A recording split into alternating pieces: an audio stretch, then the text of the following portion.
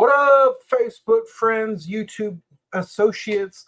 Welcome to episode 401. Welcome to the Terminator. You're listening to another new episode of the Cine-Men Movie Podcast. I am one of your hosts, Juan, and I'm joined by the cast and crew, the other Terminator, Zach.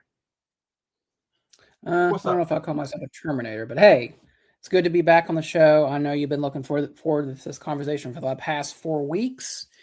It's time to talk the Terminator. Now, to preface, we did talk Terminator 2 Judgment Day way back in the archives. I felt like that was like season 2 of the show, but we're finally getting to the original. So, getting to the original, we're also going to rank our top 5 favorite Terminator movies and explain why. We're going to get into some recent watches and recommendations a little bit later on. So we got a jam-packed show for you today. We're also going to talk the Terminator from 1984. But Zach, if they did not join us for last week's episode, last week we talked Star Wars, The Mandalorian, and Grogu. Go back and check that episode out wherever you listen to podcasts. You can click any of these links and go to our social media page. All of our social media pages have the links to our episodes. Facebook.com/The Cine-Men Movie Podcast. Instagram /The Cine-Men Movie Podcast. X Cine-Men 405, or you can send us an email and get a link that way. CINEMEN921 @gmail.com. You can get links anyhow. Just go on to any of the social media sites. You can also listen to us the way you listen to any other podcasts: iHeartRadio, Pandora, Amazon Music, TuneIn, Stitcher, Spotify, and Apple Podcast by way of Prescribed Films Network. If you're watching us on YouTube, you're watching us through Emisawa Productions YouTube channel, or you're checking us out on our Facebook page. Zach, it's been a minute. It feels like it's been weeks since we talked a movie. Maybe that's just how off The Mandalorian was to me. But how has your week been, man? And before we continue, I gotta pull it. I gotta bring it up. The Thunder, man, they couldn't finish it. They lost to San Antonio. They got down 14 early in the hole, and San Antonio is just too good of a team to do that. Now that it's over, because I know you kept up with at least that series. I don't know if you've been keeping up with them through the postseason, but now that it's over, are you kind of going to just nonchalant watch the finals that start Wednesday, or you're just done? I'm mixed on it. I kind of want to. I might go in and out of it. I mean, I'm not going to pay attention completely to it this time, obviously, but I might catch a game here and there, but not even watch it. Just kind of hop in for 15 minutes and get out. So, I mean, if I had to pick one, I think the Spurs are a much younger team, so they might be able to finish it out and get the champion. What about you? I think the Spurs are going to win it. I think they're just too big, too physical, and I pick the Spurs in 6. So, but yeah, let's move on, because this is not an episode of the Sports Breakers. This is the Cine-Men Movie Podcast. Zach, we're going to talk some recent watches and recommendations. What have you checked out this week, and do you recommend anything to myself or any of the listeners? Yeah, so I went and saw. I talked about Passenger last time, right? Yeah. Okay. Yeah. We both did. Yeah. Don't even bother. Just if you're gonna go see a horror movie, go see Obsession, which I know you're gonna talk about here in a little bit. So, I did. That still creeps me out. I did go recheck out Project Hail Mary in the theater, but it's almost out. It's gonna hit. But don't worry, guys. We're gonna talk about it in August when it hits Blu-ray. Dude, I think that's my favorite movie of the year so far. It's so good.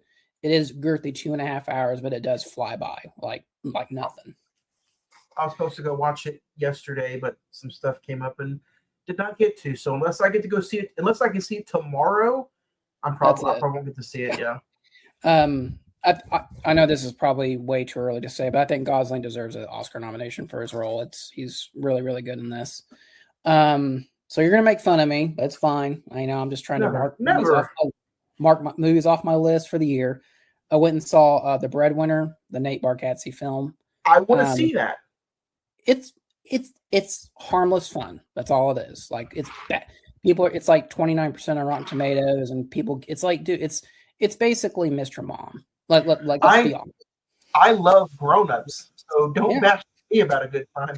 So yeah, and what I didn't really know is a lot of it is based off his stand-up comedy. They kind of showed like clips from his like specials. I was like, oh, okay, so that's where that comes from, and X, Y, all that. You said Nate Burleson. Isn't that an NFL player? No, I said Nate Bargatze. Oh, okay. Yeah, that's something completely different. A movie called Tuner, Tuner, which is I heard about about that. It's really good, man. If you take elements of Baby Driver and Uncut Gems and kind of mix it together, I think you would get this movie. It's just one of those movies that it's not a feel good movie, but it's just one of those like it's fun to support independent films. And unfortunately, by the time we get to Disclosure Day, it'll be out of the theater. Unfortunately, it only showed in 2 theaters in the metro, Norman Regal and AMC Quell, and that's it. That's it. I actually watched the first 2 episodes last night of Spider Noir on Amazon Prime. It's a fun show. Watched one episode in black and white. Do what? I finished it yesterday. Okay. So I'm like 2 weeks behind. It's cool. Watch one in black and white, one in color, and I'm probably going to do that throughout the remainder of the episodes. And I didn't think about that. That's a good idea. And then the main recommendation is Pressure, the Brendan Fraser World War II film. Dude, I never thought in a million years that a film about a weather forecast could be so thrilling and interesting. It's basically the 72 hours leading up to D-Day and how the weather affected that. 2 very good performances with Andrew Scott and Brendan Fraser, and Carrie Condon and Damian Lewis. Yeah, and it does have a couple of D-Day Omaha Beach sequences, but nowhere. Don't be expecting Saving Private Ryan. But that behind Project Hail Mary, that might be my second favorite of the year. It's really, really good. Nice. But so I'd say Pressure, Tuner, if you can check it out somewhere, and Project Hail Mary, if you can catch it still in the theater, and Spider Noir on Amazon Prime. But unfortunately, man, I was one of 3 people that did not go see Backrooms this weekend with the budget of $10 million. It grossed, dude.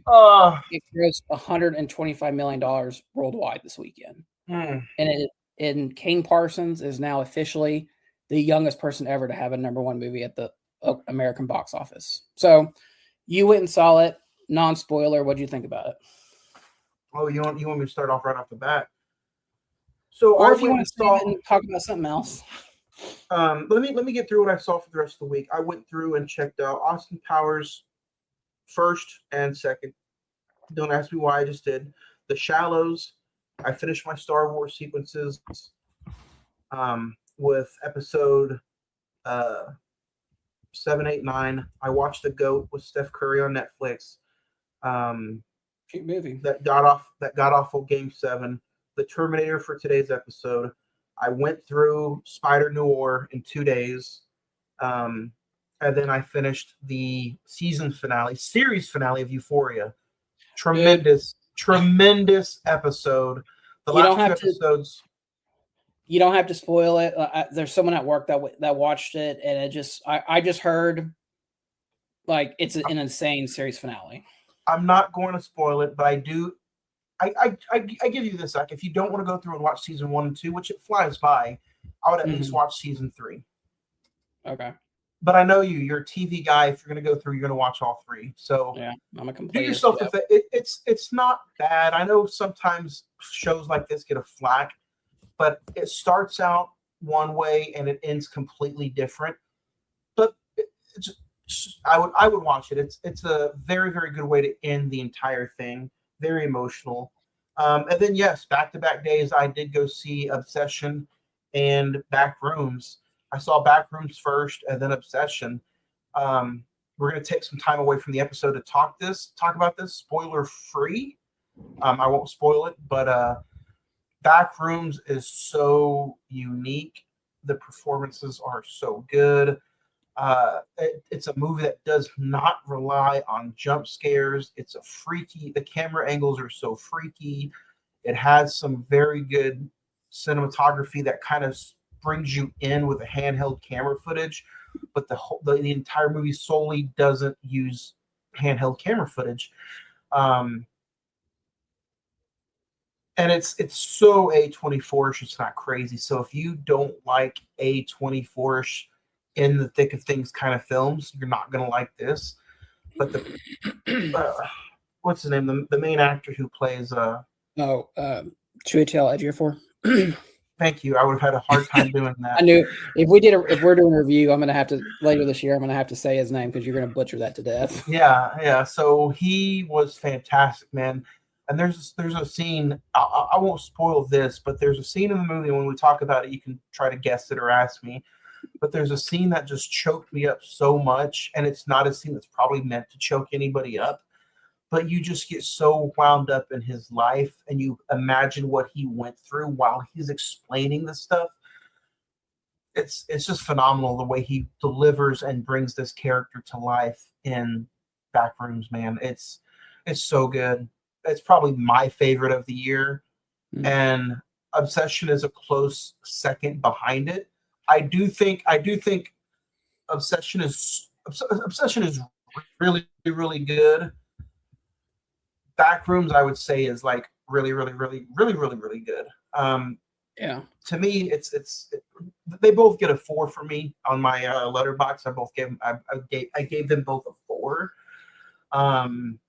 And I think if I had to gun to my head, I would probably do Backrooms 4.5, Obsession 4, if I had to pick between one of the two. But man, yeah, some really good films. Horror is just killing it in the summer, starting off the summer. And we were both right and wrong last week. Mandalorian was not number 1 week 2. No. I thought it was going to be, and I think you did kind of guess maybe Obsessions was going to get it. Yeah. But yeah, Mandalorian did not get number 1. I mean, I thought Backrooms would do okay. Like it would crack the top 5, but I had no idea that so many people were interested in this. I think it's the mystery of what the movie's about that really dragged a lot of people in. I guess it's based off of like an internet game or something like that. Yes, it's based off a YouTube game. I think that's why I might get some flack for this. Original film fans probably went to go see it because of A24. But let's be honest, everybody who went to go see this is not an A24 fan. They're probably more of the young generation YouTube sensation director based off of video game fan. Yeah. If that makes sense. Yeah. Which more power to it. I mean, it got people to go see an A24 film. So I'm always happy about that. But I think that's why the theater was more packed for that movie than anything. So I went and saw Backrooms Saturday night before Game 7, and there was probably roughly 20 people in that theater. I went and saw Obsession on Sunday night, and that place was elbow to elbow. Yeah, I mean, Obsession has really became Backrooms is a very much based. I don't want to say it's intellectual property because I didn't even know it was based off like an internet game until the news started coming out about it. Backrooms is not Backrooms. Obsession has definitely become a word of mouth movie. So you've already seen Obsession. When do you plan on going and seeing Backrooms? My plan, I have a doctor's appointment on Thursday, so I might just call in the whole day. That's what I'm doing. So after the doctor's appointment, I'm going to go see Backrooms, and I'm begrudgingly might go see Scary Movie. I don't know.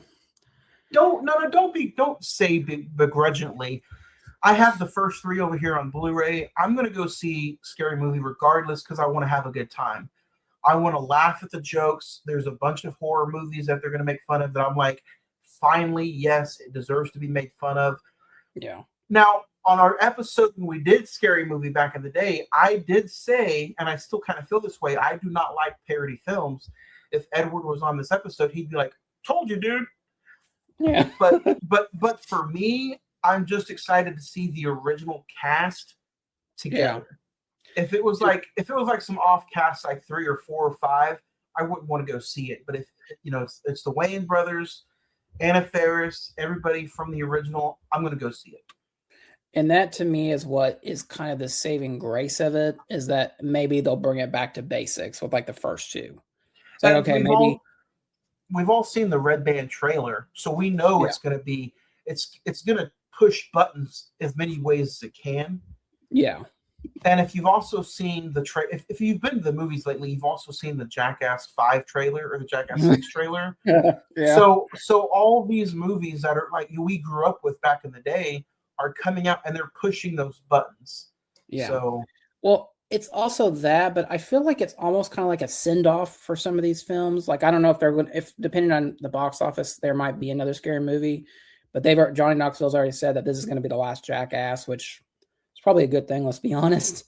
But it's almost like this summer has been. I mean, I know we're kind of diverse on diversive on Mandalorian, but I feel like this has been a really good year of kickoff. film.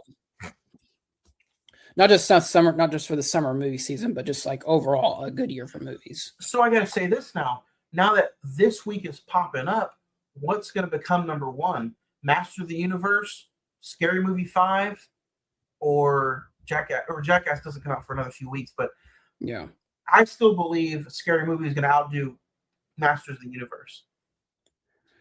I don't know, man. I'm actually seeing Master of the Universe for early screening tomorrow night, so I'll text you what I think about it.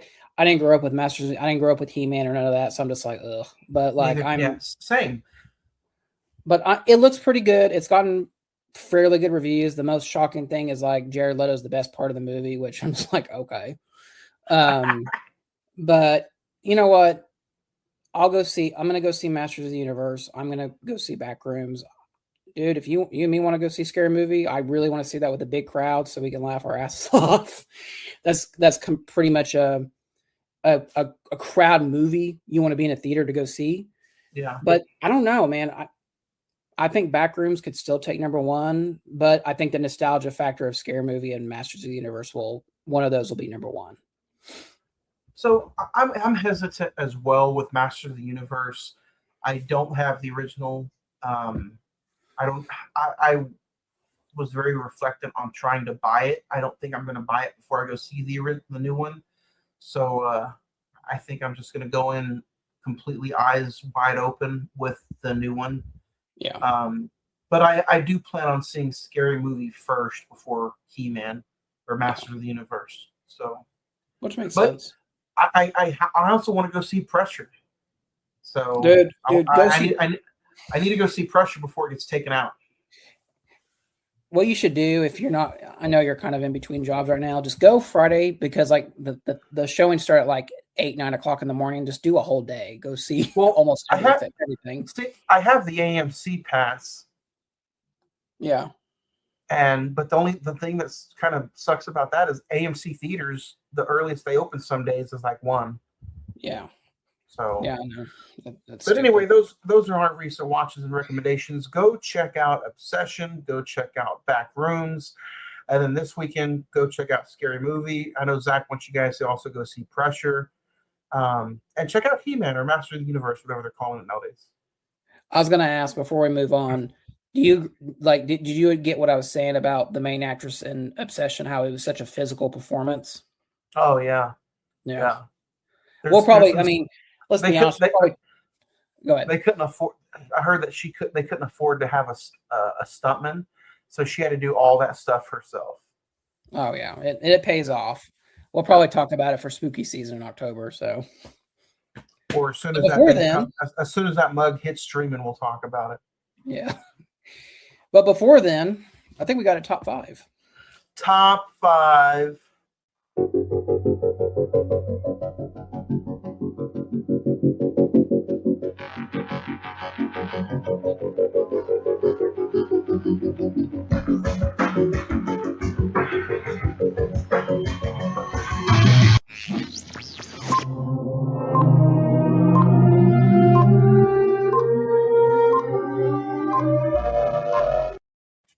We are talking our top 5 Terminator films.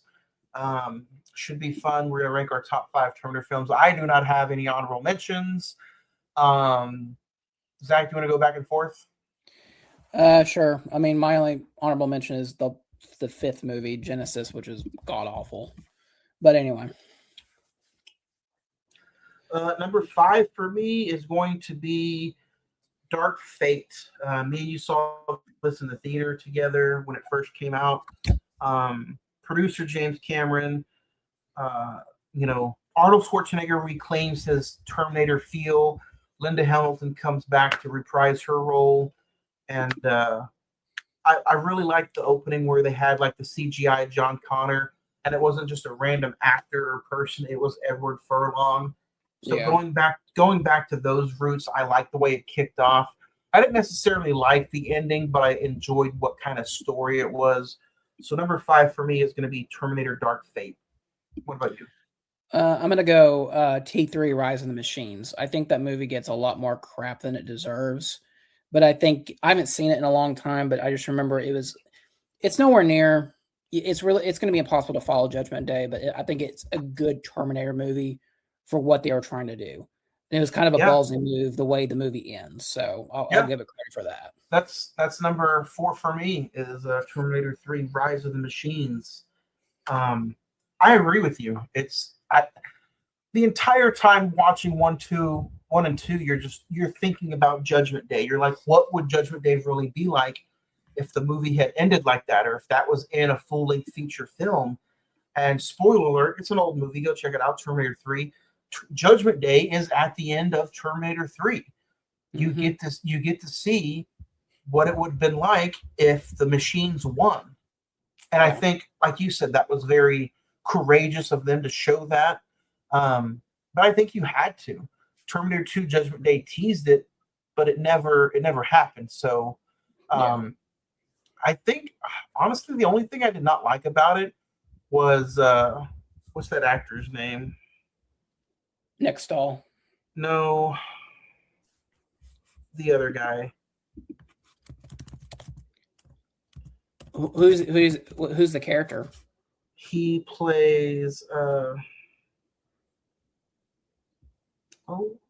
what's his? No, it's not him.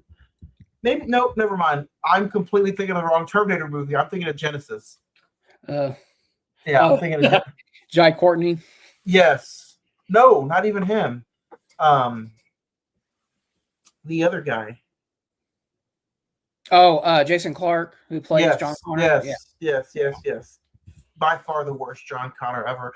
I prefer the generic John Connor that's in like this movie Yeah. or Terminator 2, the older version. But yeah, I spent way too much time on that. My number 4 is T3.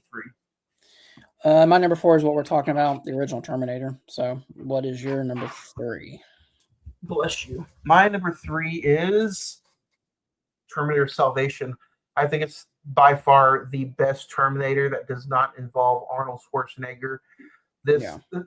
it, we're gonna get into it, but Yeah. this could, depending on the day I watch it, this could easily slide into number 2. Yeah. That one is severely underrated. Um, and you know what? Like I said, it was a very balls. Let's just do a movie in the future where we're fighting the machines. We don't need to go back to Arnold. We don't need to go do. I mean, John Connor's. We do Christian Bale, Sam Worthington, Anton Yelchin, Bryce Dallas Howard.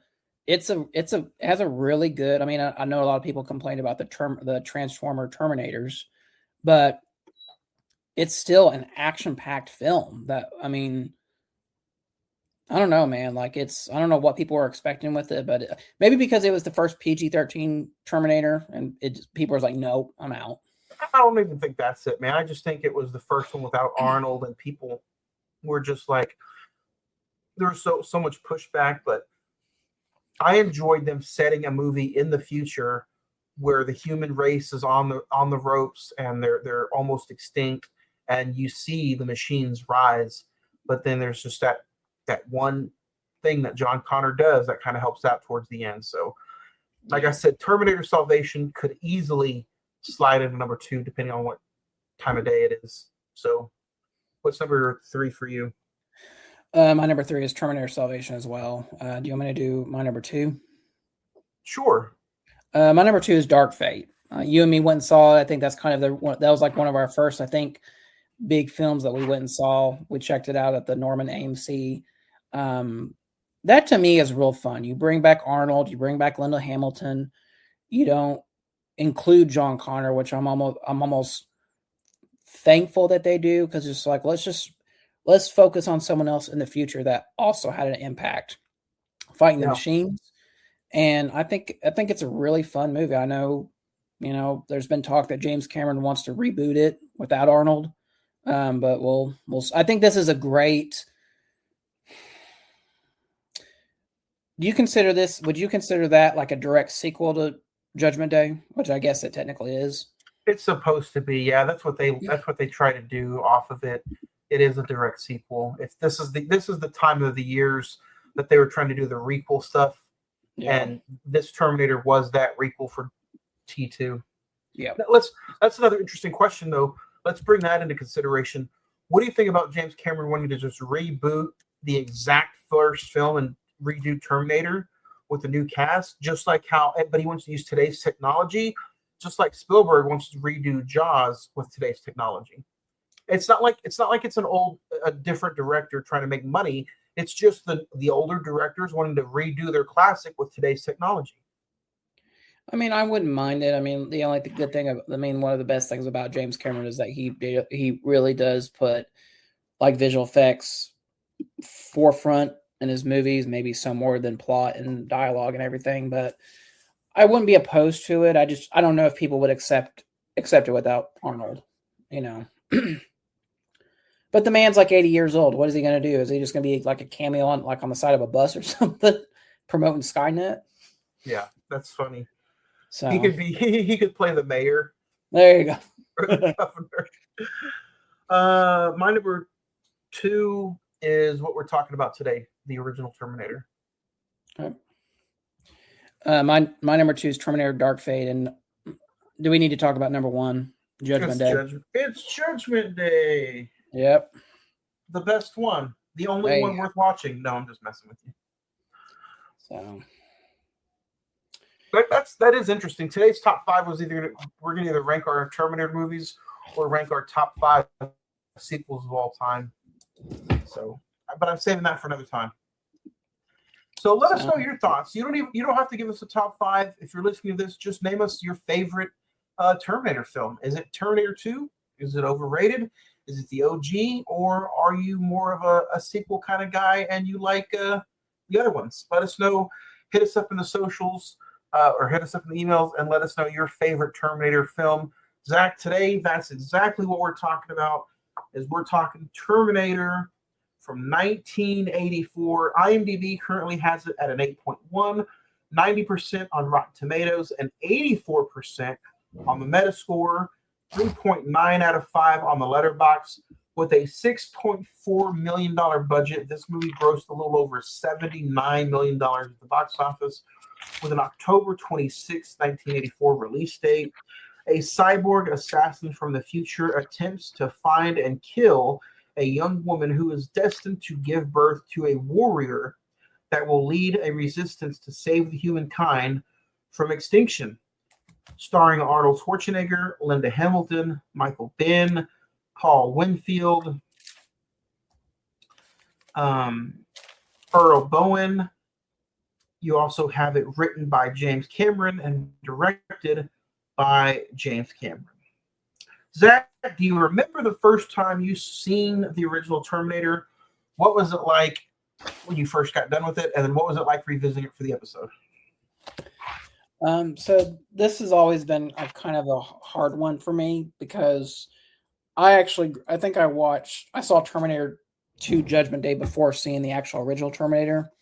And so it was I had that perspective of like, no, Arnold's the good guy. Like, what are we doing with this? And so I think the first time I saw it was getting ready for Salvation in 2009. I did like a marathon of the original 3. And so, I mean, I liked it. It was kind of interesting, but I've always thought this one was much more. This is a horror movie. Yeah. Well, what I'm about to say is going to be like the most asinine comment ever. It's always been a lesser film.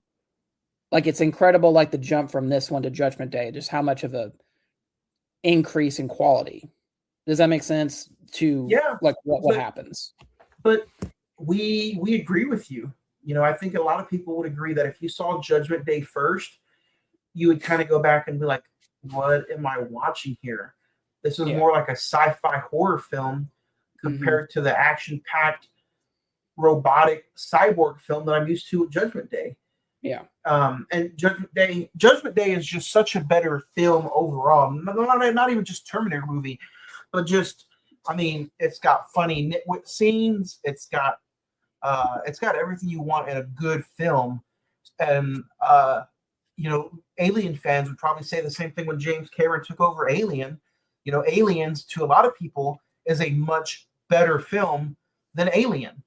Yeah. So, like this one is more horror-esque. Um, and it tries to take itself, I think, a little too serious, but I think it's just the time of the era. Um, that time of that day and age. Hmm. Um, but yeah, no, I would agree. I'd say the same thing. Like, this is probably my upbeat time watching it. I had this and Terminator 2 on VHS for the longest time, and then DVD, now Blu-ray, 4K. But I never had that opportunity though. I always have known about the original, and I've always seen the first one before the second one, just because it was one of those. I just stumbled upon the VHS as a kid, the OG Terminator, and then like, okay, that makes me want to find the second one. And Yeah. then I think probably 6 months later, I found Judgment Day at a pawn shop. So um, I was gonna say this movie kind of has a soft spot in my heart for the Terminator films, but I can't argue with you. Like, Judgment Day is just that much better that Hmm. the quality just kind of goes out. But I was excited. I had this in my notes. I was excited to talk to you about Bill Paxton being in this Yeah. movie. And no, I'm not going to come on here and say that's the only saving grace about the movie. But you know what's interesting is just like I think eh, I need to review this as a film, like its own individual film, but like the mythology that you hear about in Judgment Day is so much cooler. This one, like in my notes, I literally have my first note as a sci-fi B film. I mean, quite honestly, I mean, like the opening future of what the after the Judgment Day looks like. I mean, it. Well, you have to agree. I mean, it's Like it's that. 1984. I mean, I get it. Well, not only that, but the budget for this is way lesser of a film than Judgment Day. So I mean, $6.4 million. So, I you mean, know, compared to, I don't know what it is off the top of my head, but compared to Judgment Day's budget, I'm sure it's night and day. Even though it was James Cameron, and I believe he had already did. No, Aliens was 1986, I think. yeah. So Aliens was next. Yeah, yeah. Yeah. Oh my god. Yeah. So like, first Terminator, what did I say? 6.4 million. Yeah. Judgment Day literally like triples that with it had a budget of like 94 to $100 million.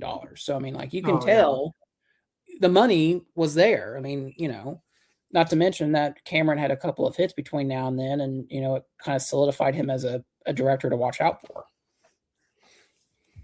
Um, but I mean, so let's get into some of the stuff, some of the meat and potatoes of the Terminator. You do have Arnold as the solidified bad guy.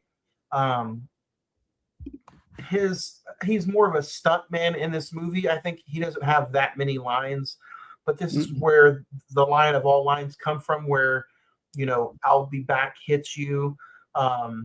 You get Reese with his line of "Come with me if you want to live," which Mm-hmm. Arnold does it later in Judgment Day. And he has the whole "Go with me if you want to live."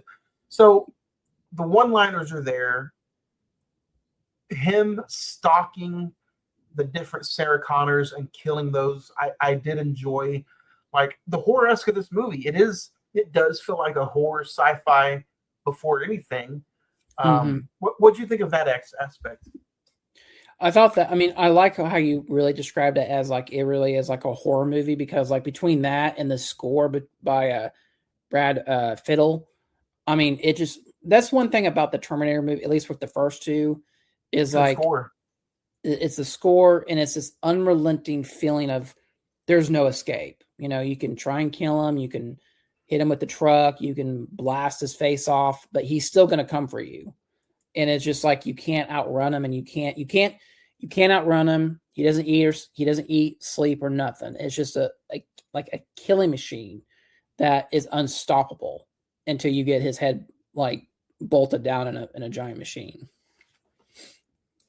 What did you think of the practical effects? Like, I know a lot of people probably look at this movie, and if you join us and you watch along, you go out there and watch the movies that we review, dude. Some of the practical effects in this movie, you're like, man, that definitely didn't age well. Yeah. But even then, if you're looking at it from a movie aspect kind of way, you're like, man, Arnold with the robot, eye, you can tell it's definitely an animatronic. But dude, that still looked like a pretty cool animatronic. Yeah, I mean It's not like it was 1938 freaked. This is practical effects, but this is actually Arnold. This isn't the animatronic. Yeah. I mean, it's definitely, I'm coming from someone, this is coming from someone that likes practical effects, and it's just like, it's almost like a lost art form, but it was almost like, maybe if they had done like the texture of the skin on the animatronic a little bit more slicker or something. I mean, you like when you see it, you're just like, oh my God. And maybe, like you said, maybe it looked a lot better in 1984, and it's such an upgrade to Judgment Day. But I mean, it is what it is, man. It's definitely a product of the 80s. Let's talk about Reese for a little bit, as he is the love interest, but he's also the protector of Sarah Connor. He comes from the future to protect Sarah from the Terminator, and they end up having the love interest. Come to find out, he's John's future baby daddy, however that turns out. Mm-hmm. What do you think of the act? What do you think of that? That's one question that a lot of people have always questioned about this film, is like, did he go back to protect Sarah, or did he go back in time to impregnate her? That way John it actually exists in the future. Well, see, supposedly he didn't know that was. I mean, at least from what I've always read and thought, he did not know that that's his son. Yeah, but John did know that was his dad, so he obviously sent Kyle on purpose because he knew that was going to happen. And obviously he doesn't know that Sarah's pregnant at the end of the movie. Right. So this is really, I don't know. The logistics of the time travel is like, you can start poking holes on it, and it doesn't add up. Yeah. Well, what do you think? Also, like, so some of the time frame doesn't add up, but Michael Biehn as an actor portraying the Kyle character, I think I think Michael Biehn playing Reese was good, but I think he was more of he played a really good like psycho too. Like, I could have almost chosen the flip side, and what if Arnold was the good guy and Kyle Reese was the bad guy? I think I would have liked Michael Biehn playing a bad guy more. Well, and that was the original intent. Like, I think Cameron wanted Arnold to be the bad guy, but Arnold didn't find he didn't find a lot of interest in playing the good guy, so he wanted to be the bad guy. And that's such like an awesome, I mean, like when you think about it, that's such an awesome twist of when we get to Judgment Day. You're expecting him to still be the evil Terminator, but it's such a giant twist to know that he's there to protect John Connor. 2029. Yeah, that shot right there. That shot right there of the future, where like you can clearly tell that like the foreground of like the looks like metal wires. That's real, but everything behind it is like matte paintings and like practical miniatures and stuff. So I don't know if you own any of the Terminator films, but how did you check this one out? Did you watch it on DVD or did you find a high definition copy of it? No, you can stream it on HBO Max right now. So if you haven't seen it, Oh, go really? go max it up. Yeah. Okay. So see, you can check out this and Euphoria, Zach. Yeah, I need to finish Spider Noir, then I'll start on Euphoria. I didn't even really ask you. What did you think of the first few episodes of Spider Noir? Sidebar, real quick. I'm Yeah, enjoying it. I never thought in a million years that a Nicolas Cage Spider-Man show would be entertaining. I think my overall rating out of a 5, I gave it a 3.5. Yeah, because I'm sure, like, as I'm going to go through it, I'm sure there's going to be some like throwaway episodes. You're just like, well, what does this have to do with anything? So, but getting back to the Sarah, movie, Sarah huh? Connor. Sarah, let's talk about her for a second because it's such an interesting characterization of Sarah Connor, where she's very much like the everyday like everyday woman just trying to survive, and then she's like this hard and badass when we see her again in Judgment Day. Yeah, it is definitely a tale of two different characters. That's another thing. If you're used to Sarah Connor being this, up big time, you know, Gunsmoke, VA late, yeah, drama. yeah, she's definitely not that in this movie. Especially when she's waiting the tables and you can see the little kid put the ice cream scoop in her pocket. And you're just kind of like, the real Sarah Connor would like Would kick have that kid thrown across the against room. the room, Yeah. across the room. I think this is You one of the know, few scenes, and if you guys are watching us on YouTube or Facebook Live, if you're listening to us, we're talking about the scene where Arnold is in the gun shop getting all the different guns. I think this is the scene where he has the most lines throughout the entire movie all at once. He's naming off the different kinds of guns, um, and then he's wrong. like, "Wrong, yeah." So I enjoyed this scene honestly. Yeah. I think outside of the action sequences like in the nightclub and the police station, I think this is probably one of the most horrific ones. Well, no. The most horrific one is him going to each Sarah Connor and just like gunning them down, essentially. That's like the most Sarah, horrific part about it. Sarah Connor, yeah. What did you think of that scene right there, where he's being interrogated by the psychiatrist? Reese is being interrogated. I like how that character actor shows back up throughout the series. Well, at least for the next two, and then when he shows up in Rise of the Machines, it's almost kind of like an in joke of if you've seen the other movies, you know who this is.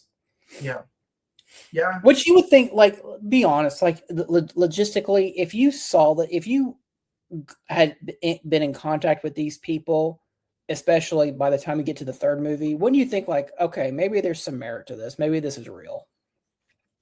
Or he could just be so launched into his books and his medicine that he just thinks that they're completely crazy because he never sees Arnold. I don't think in the second one, does he?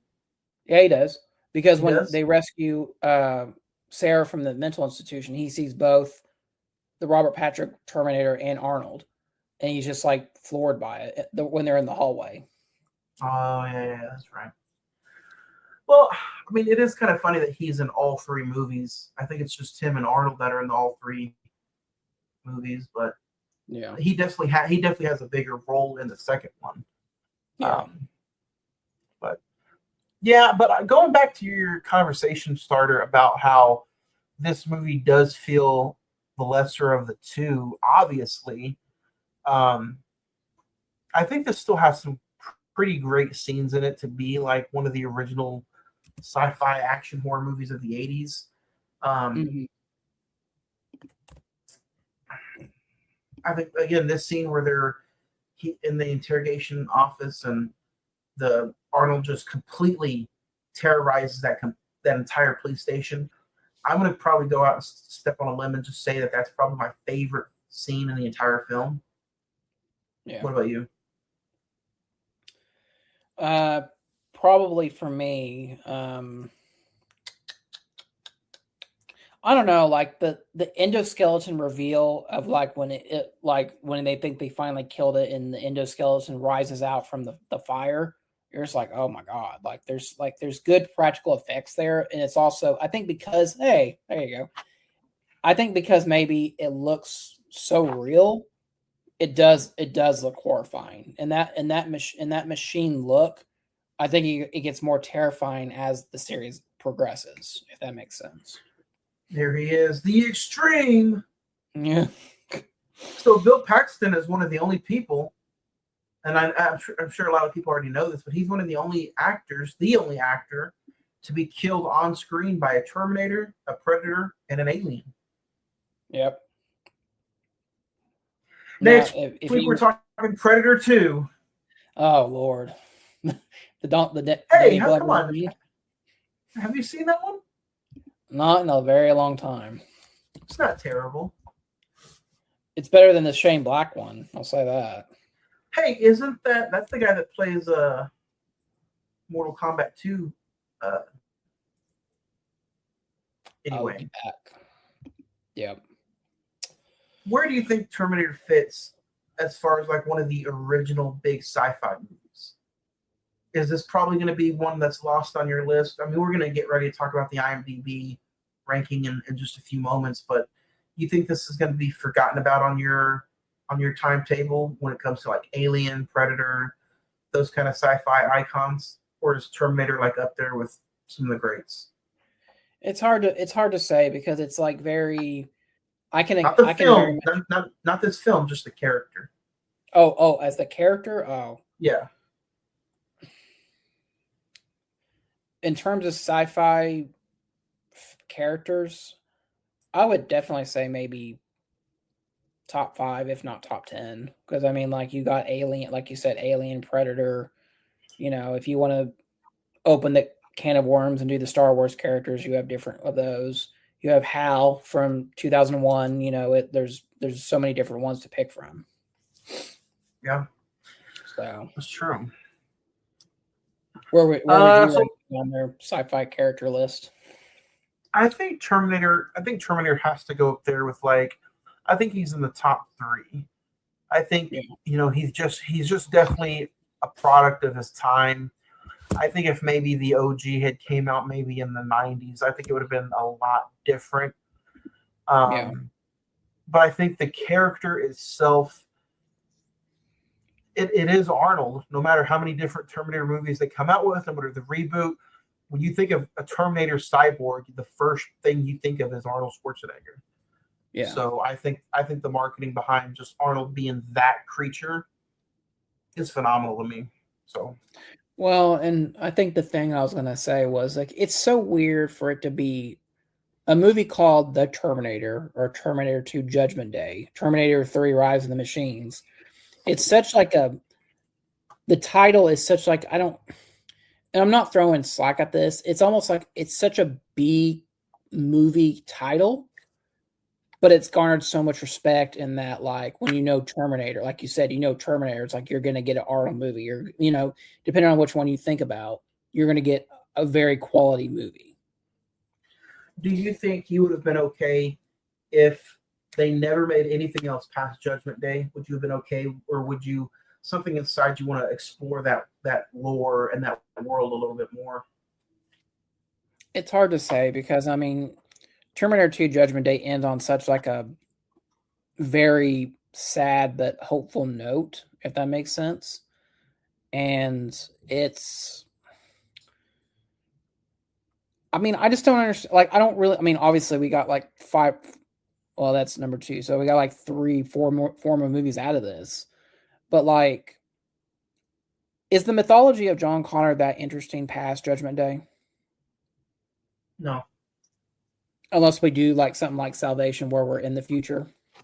So that's what I was just about to say. If I'm thinking about going back and if I'm a general sci-fi fan who's never seen the movies, me personally, I'm going to tell somebody to watch 1, 2, and Salvation. I mean, yeah, I don't think you need to see 3 because the flashback scenes of actual Judgment Day in T2 already puts it in your mind that, oh, that's what Judgment Day would have been like. Now you can watch Salvation on what the future is like. Yeah.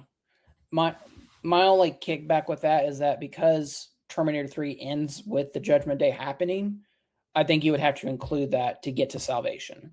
Because, I mean, they technically stopped it at the end of Judgment Day. At the end of, the So, second film. so let's say you're not putting 5 and 6 in there. You're just watching, would you watch it in that order? T1, T2, T3, and then in your mind, does Salvation, is that actually a fourth one? I would say it is, yeah. I mean, you could, Yeah. I mean, it's kind of a jump for Nick Stahl to turn into Christian Bale, but, war ages people, and, you could maybe accept that as like a possibility. Or I didn't know if maybe you're like, oh, this could technically also be a prequel because you see the original Arnold Terminator at the end of Salvation. Yeah. Because he's getting ready to send Kyle Reese back to 1984. Yeah. You could do it. I mean, Salvation could technically count as a sequel and a prequel. Fun stuff. Zach, did you want to name another favorite scene? I mean, the police department, the police shootout it's fun is not the right word, but it's so intense that you're dodging, Sarah's trying to dodge it from going to room, trying to survive. And then, it is very, Stan Winston's animatronic is very like, oh, wow, that did not age well. But it's fun to see the movie magic, I guess you would say, and how they got that to work. So, I mean, I'll say the Terminator repairing itself with the eye it's a fun sequence. So I'm going to say the scene where he goes through the police station and just shoots that place up. I thought of him almost like a Michael Myers like character during that sequence. So to me, that's go ahead. No, I'm so glad you brought that up because I think that you can draw a lot of similarities between this original Terminator and the original Halloween. Because, I mean, like both the Terminator and Michael Myers is such like an endless, unstoppable killer. And John Carpenter and Brad Fiddel's score are almost similar if you kind of think about it. Yeah. And without the score, the movie would probably drop in a few ratings. Yep. So and then my other favorite scene would probably be, dude, this has two underrated chase scenes using cars. And I don't think that gets talked about enough with this movie because of how, it's Terminator, it's Arnold, but the two car chases before they get to there's one before the police station and one after. I think those car chase scenes are probably some of the best from that decade. So, yeah. I mean, it's very much practical, and it's very much the movie. I mean, it's very interesting to think that the first Terminator is definitely an 80s movie, and Judgment Day is very much a 90s movie, if that makes sense. Yeah, they are definitely an age of their time. Our theme this year is IMDb ranked films. This movie is ranked in IMDb's top 250. It is ranked number 227 in IMDb's top 250. We are going through our entire movies that we have not discussed or talked about that is ranked in the IMDb top 250. So, Zach, where does that sit with you? Should it be lower? Should it be higher? Or is it right where it needs to be at rank 227? 227. I would rise it up to at least one in the 190s, maybe 193, 195, somewhere around there. You would rise up the machines? There you go. I'm very proud of myself. I didn't even think about that. It just came out like that. I agree with you. I'd probably, you know what? I would put this at like 200. This sounds like a good movie that could be at least, this is in the top 200. Let's pay it some respects. I'd say top 200. Yeah, I would agree. So I'd put it up 27 more spots. Star rating, I'm going to give this a 3.5 out of 5. Like I said, in the top 5 segment, I really do think, depending on just what kind of mood I'm in, this could be ranked number 3, and Salvation could be number 2. So that's going to be my ranking as a 3.5 out of 5 for the original Terminator. Yeah, I'm right there with you. 3.5. I mean, it's, we said it all throughout the show. It's really going to be hard to defeat Judgment Day. But if this is like a ground setting for the franchise, I think it is a good start for it. And man, that's just the first episode of June. I totally forgot in my recent watches. Go ahead and pull it up. I did go ahead and watch Gran Torino, and I'm, is this our only second Clint Eastwood movie we've done? Because we've done Unforgiven. Have we done Unforgiven? Yeah, way back in the day. Then yeah, this is our second one. Yeah, I'm excited to talk about it. I was going to ask you. I'm going to ask you next week. I'm kind of excited for your answer. Are we talking top 5 Clint Eastwood movies or top 5 Clint Eastwood directed movies? I'm going to do directed films because I've seen more of his directing films than his acting films. Okay. Sounds good. So next week, we're going to talk our top 5 Clint Eastwood directed films. Next week, week 2, we're talking Gran Torino. Week 3, we're talking Disclosure Day, a.k.a. Close Encounters of the Third Kind Part 2. Toy Story 5 for week 4 of June. And then to wrap us up for June, we're talking Catch Me If You Can in the very last episode, June 30th, the last episode of June. So, Zach, you said you're excited for Gran Torino next week. I have not seen this movie since I bought the Blu-ray in 2008. I'm pretty excited to watch it because, like I said, I haven't seen it since then. Yeah, man. I'll just go ahead and preface. I have a little bit of bias with this. I think this was my first Clint Eastwood movie I saw in the theater, so it kind of holds a special place. So we're definitely going to have a good time next week talking about Gran Torino. But before we get there, Zach, do you have anything you want to recommend or anything you want to add to the notes of the Terminator before we put the final nail in the coffin? No, man. You have HBO, go HBO Max it up, and we'll be back next week. There we go. Zach said it best. Enjoy the NBA Finals starting tomorrow night, Wednesday. And then join us, next week for Gran Torino. I guess I got one more thing to say. Guys, there's a bunch of great movies out right now. Go see Pressure. Go see Backrooms. Go see Obsession. Go see Master of the Universe. Go see Scary Movie. There's a lot of great films out right now. So go check out your local theater. That's true. I'm going to go see Scary Movie 6 and Masters of the Universe this weekend. Zach will talk about it next week, as well as Gran Torino on another new episode of the Cine-Men Movie Podcast.